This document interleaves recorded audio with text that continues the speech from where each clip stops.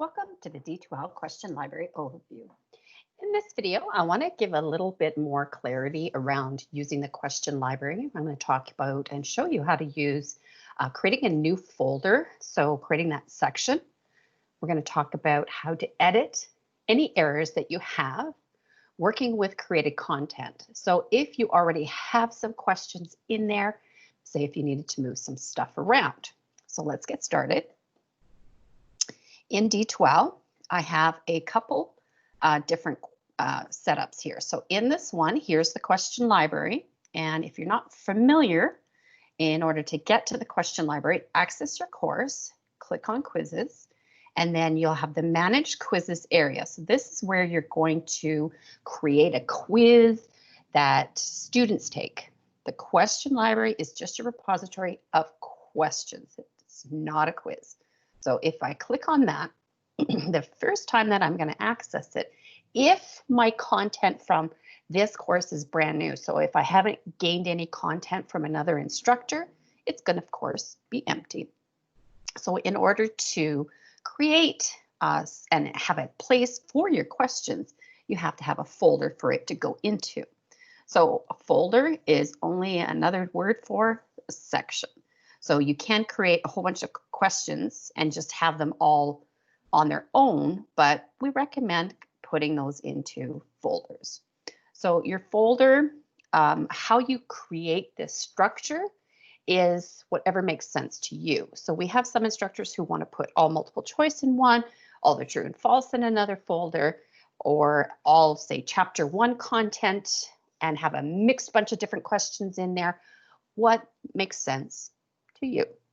So here I'm going to create chapter 1. Now the folder only needs a name. That's it.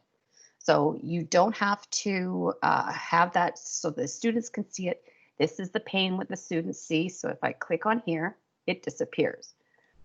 You can have section text that you add that is also make more relevant to you. So I would create the question library structure for whatever you like. And you don't need to have any information in here for the students. Again, this is basically for you. There is this shuffle questions in this section. I'm going to recommend let's not go with this because we're going to walk you through the steps in tutorials on how to use a random pool rather than just shuffling. And also, if you click on this and you have students with accessibilities, these students need to have these quizzes at their questions in a specific order and have that reader read them in the exact order. So we're going to recommend just not clicking that off just yet. And you could go through and have a random quiz set up a different way. So I'm just going to click save. All I've done is create a folder title. So here I go. I have chapter 1. And if I wanted, I can also have another one and I could call it there you go. And that's it. Save. So you can see I have chapter 1 and I have true and false questions. So here's a question. Could I have true and false questions within chapter 1? Of course. So let's take these and move it into chapter 1. So you can't just click that and do there. You want to click move and it's asking me where do I want to move those to? And I want to say chapter 1. So now if I click on chapter 1, you can see there's true and false questions. So that's a folder. So in the folder, when you're going to start making these, you're going to want to put all your true and false questions in them. Next, let's take a look at a course that already has questions and sections created. So here, this one has a couple questions that are not within a folder. So how do we move them? So I want to take this one and I want to move it to section 1. Click the icon beside, click move, and click section 1. Same with these.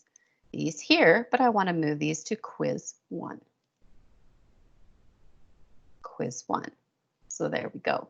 So what if in question quiz 1, this one had an error, and you could see it has an edit needs to be done. So click the drop down beside the question and click edit. And then you can clean up however and click save. Not much better. So that's how you work with the folder structure within the question library and adding your questions.